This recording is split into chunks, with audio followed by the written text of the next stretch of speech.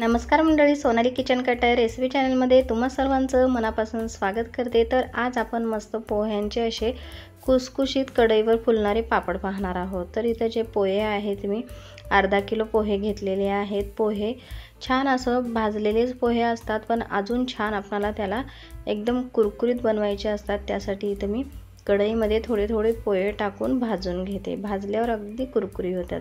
हा व्हिडिओ कोणत्याही क्षणी आवडल्यास नक्की चॅनलला सबस्क्राइब करायला विसरू नका।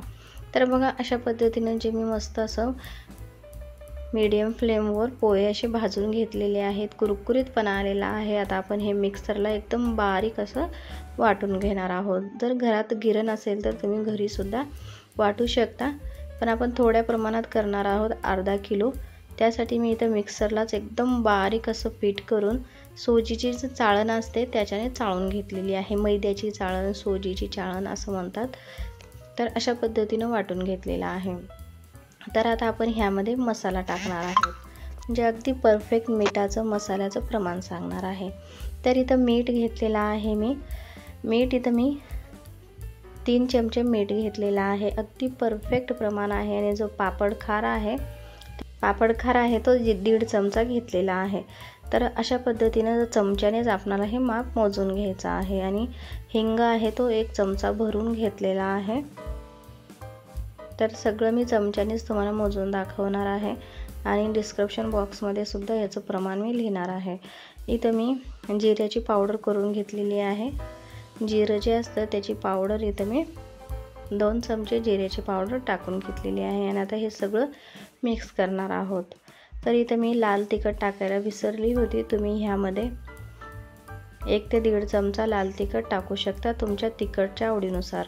तर इथं मी लाल तिखट सुद्धा टाकून घेतलेला आहे आणि छान असं मिक्स करून घेते। तर एका साईडला जेवढं पीठ होतं आपलं तेवढंच इथं मी त्याच्या डबल पाणी घेतलेलं आहे, तर हे वाट्याने मी मोजून घेतलेलं आहे पीठ। 4 वाट्या पाणी होतं, त्यासाठी 8 वाट्या पाणी इथं मी घेतलेलं आहे।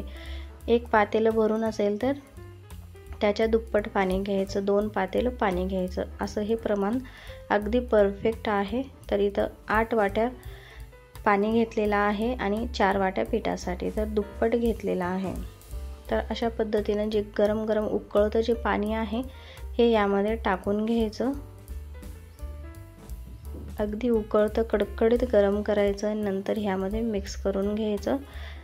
अशा पद्धतीनं बघा, आपल्याला जास्त वाटतं पाणी, पण अजिबात जास्त होणार नाही, अगदी परफेक्ट प्रमाण आहे। आणि जे हे पापड आहेत छान खुसखुशीत होतात। आणि पोहे आहेत ते छान असं पोह्याचं पीठ आहे जे पाणी शोषून घेते, त्यासाठी जास्त प्रमाणात तुम्ही इथं पाणी छान असं मिक्स करून घ्यायचं आहे। तर आता आपण हे झाकून 10 मिनिटं ठेवलेलं आहे। आता तुम्ही कॉटनच्या कपड्यामध्ये किंवा अशा पद्धतीच्या कॅरी बॅगमध्ये हे मळून घेऊ शकता, कारण ते हाताला चिटकू शकतं। तर थोडंसं कोमट झालेलं आहे, आता मी हे मळून घेते।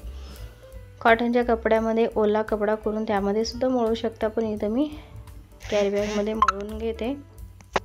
तर अशा पद्धतीने हे सगळं पीठ जे आहे मळून घ्यायचं। आणि छान असं मळलं गेलं की त्याचा एखादा गोळा काढायचा आणि मस्त असं आपल्याला पुरी यंत्रामध्ये किंवा तुम्ही लाटू पण शकता। तर इथं मी पुरी यंत्रामध्ये बनवलेला आहे। तर बघा, अशा पद्धतीने वरून एक गोल आकारात कॅरी बॅग कापून घेतलेली आहे।